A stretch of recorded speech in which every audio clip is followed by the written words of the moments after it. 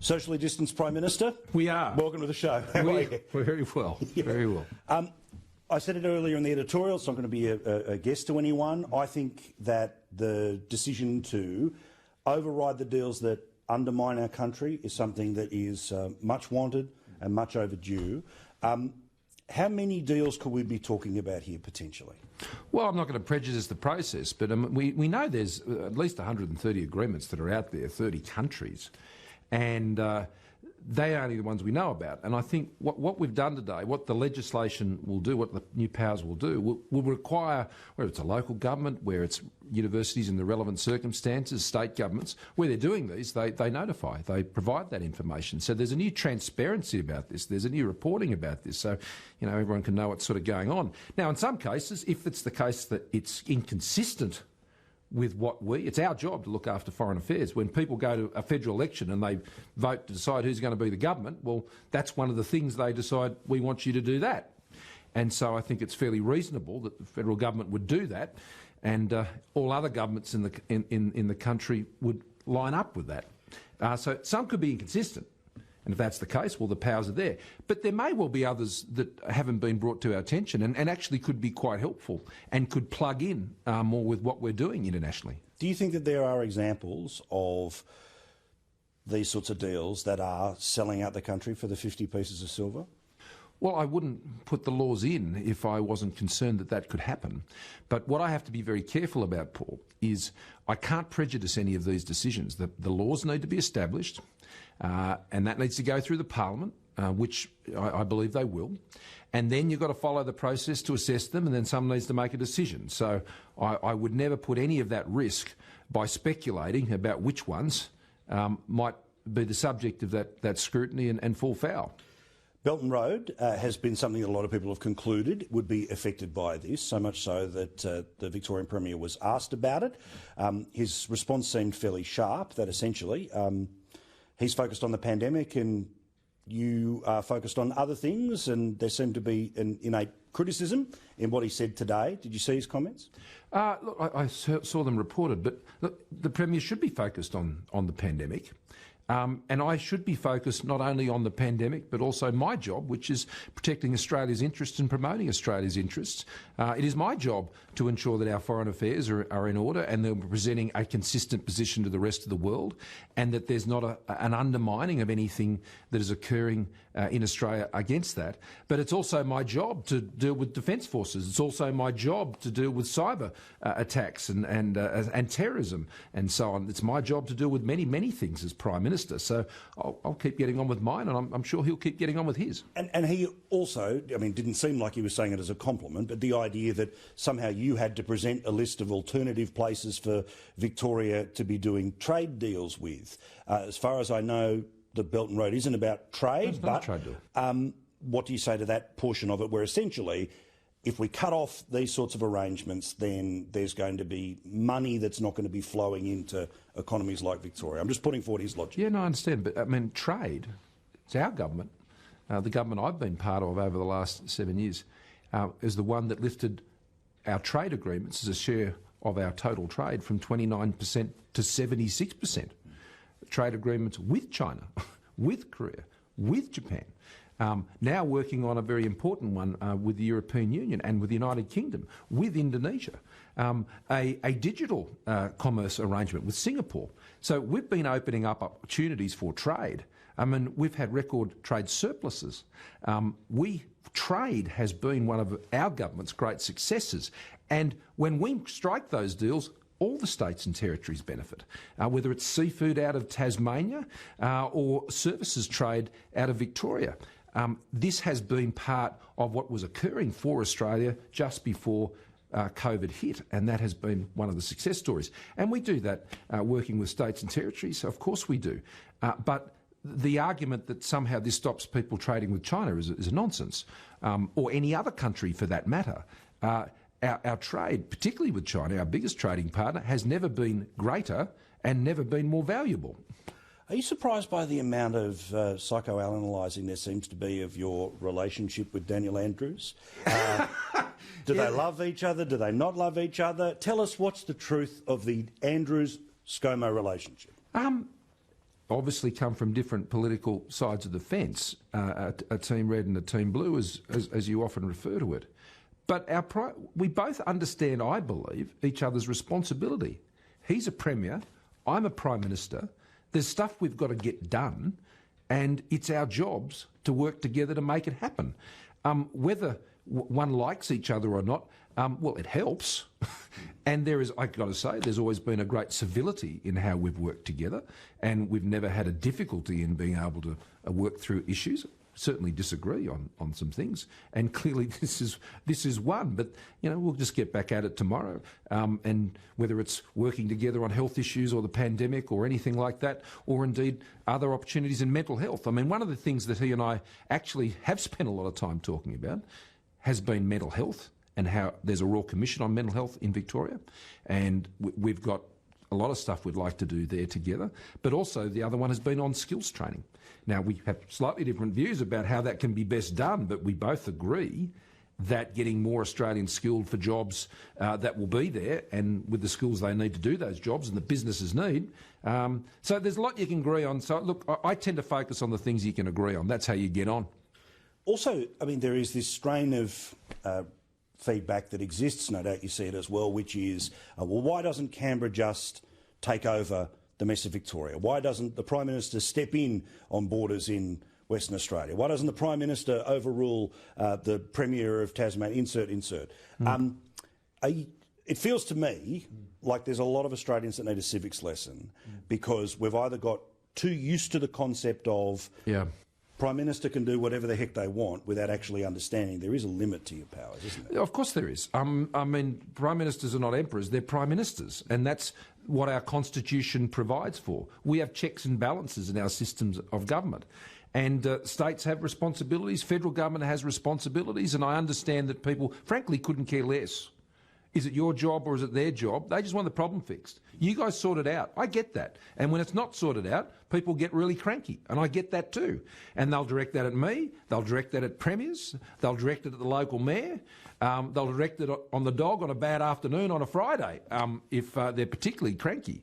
And I get that. I understand that. And so that's why it's important for me as a Prime Minister and the other premiers to, as much as possible, try and work together, because outside of the room, no one cares whether it's my job or their job. They just want the thing fixed. And when we take that attitude, we do get a lot more done. But it would, I've people write to me, they ring this office, they say, why can't you come in and do that? Well, that's not an option that's there, nor it is one that I think necessarily helps the problem at the end of the day. At the end of the day, there's a huge problem in Victoria with the pandemic, and we need to fix it. And it's going to get fixed a lot quicker if people are working together, not arguing. Do we have to lock in a little more in terms of the way the states are working about how we step out of this? Because it feels like those rampant days, we were all very aware of this is changing here, but it doesn't seem like there's a formula. X number of cases, Y number of days equals this. Well, it'd be nice if that was that simple too, by the way. One of the reasons I've been so enthusiastic in talking about what's happened in New South Wales is I think New South Wales is showing the way. And that is, there's a virus, it's going to come, there'll be outbreaks, but if you test, if you trace people using the COVID Safe app, all that's happening, well, you can keep your economy open and deal with outbreaks at the same time. When the Gladys and Dan Andrews and I talked about the Victoria-New South Wales border, I've got to say I don't think any of us were particularly keen on there being one, but it did necessitate it, regrettably. The three of us had always been those most in favour of trying to keep Australia as open as possible in terms of borders, but it needed to happen. And the thing is this, if you put a border in, if you put any restriction in, it's going to cost, it's going to hurt, there's going to be an impact. And I've got to tell you, one of the things that really bristled me most, particularly over those months, was knowing that when you had to announce that things regrettably had to be shut down because the unknowns were so great. I mean, if you go back to the early part of the pandemic, Paul, no one knew it was going to happen. We were looking at images of people digging mass graves in New York, the big tents full of bodies in the UK, Spain, Italy, ventilators running in short supply. And we had to make sure that we could get the health system up to a level where it could cope with a pandemic of that scale running at full flight. Now, once we got on top of that, and we are on top of that element of it, then that's when we're saying, OK, let's open up now. Let's get moving again. Let's get the economy going again. And going towards the end, mid-June, and that we were on that plan, and that was great. And then, of course, the Victorian wave hit, and that's really knocked us back quite a way. But what I want us to do now is exactly, I think, what you're suggesting, is, OK, we've got to look past that, and how do we start opening up again? New South Wales has demonstrated you can deal with the virus coming and hitting you and keep everything open. I saw a quote by Alfred Deakin, one of our early Prime Ministers, and, you know, a father of the Federation, and he said Australia one and indivisible. Australia wasn't built to have borders. In fact, that was sort of the point, not to have them.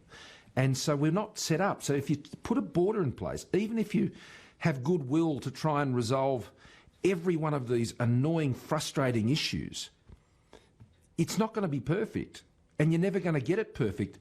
That's why they created Australia. So I'd like to go back to Plan A, which is Australia, where you don't have them.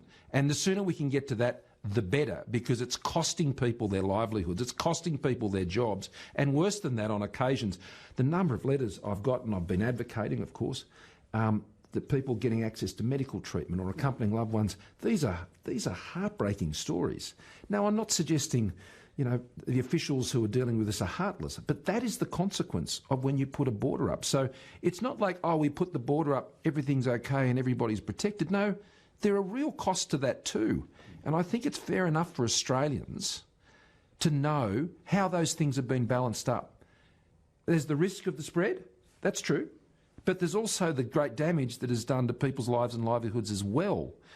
And that's the assessment they want to go. So on the New South Wales-Victorian border, I would think that at the minute we believe that that risk of the transfer is at a level that that is no longer necessary, I believe both premiers and I will move in a heartbeat to get rid of it. Good.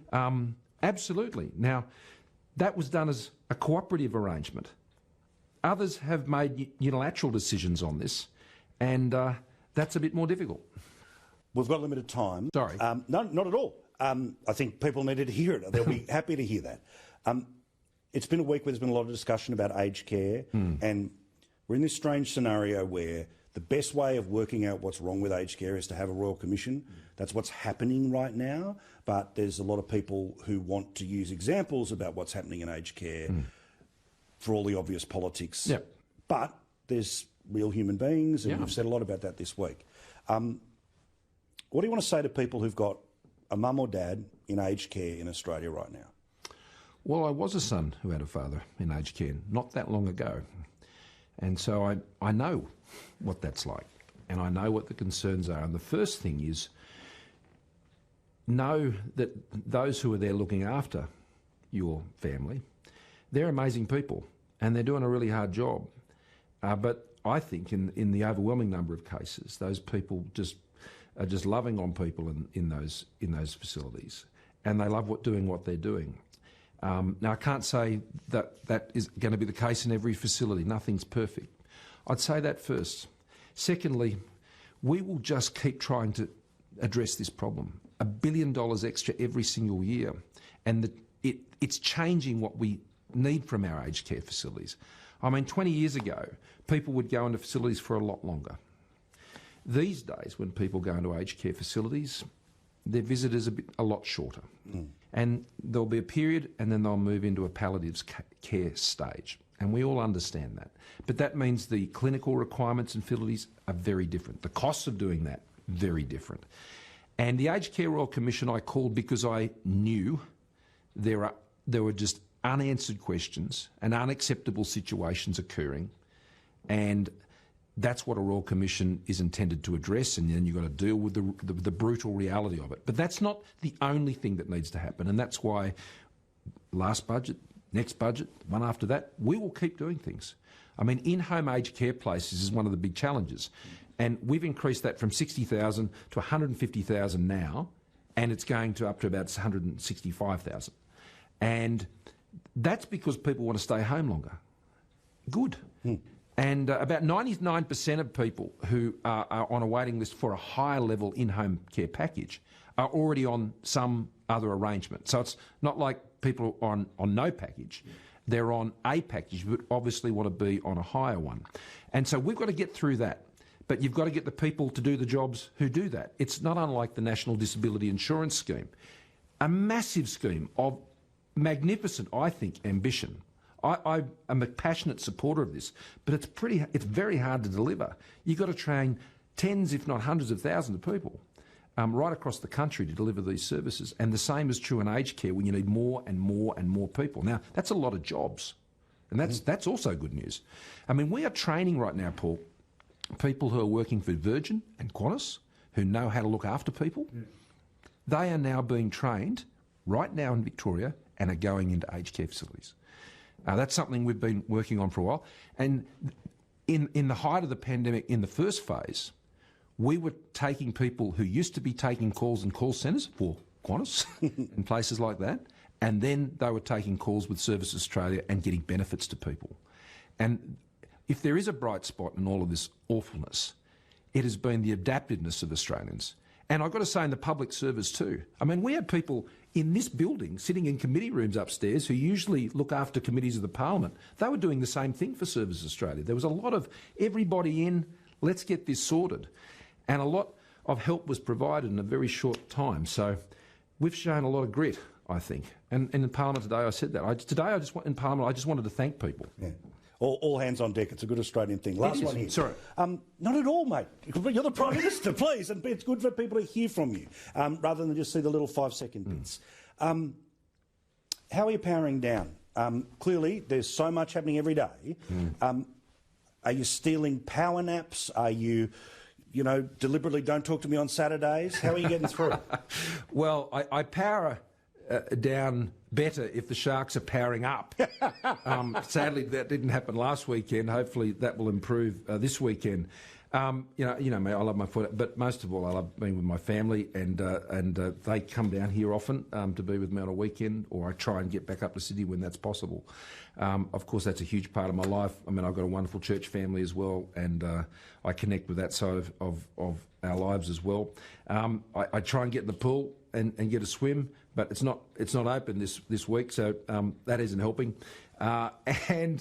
And when I can, I like to cook my famous curries. And I got to tell you, I did the Sri Lankan lamb banduma on the weekend. I don't know if I get the pronunciation right, but I can tell you I got the flavours right. Hey, that's what all matters. That's what matters. So you got to do stuff like that. And what was fun on Saturday night, I said, well, I've cooked this and posted it up there.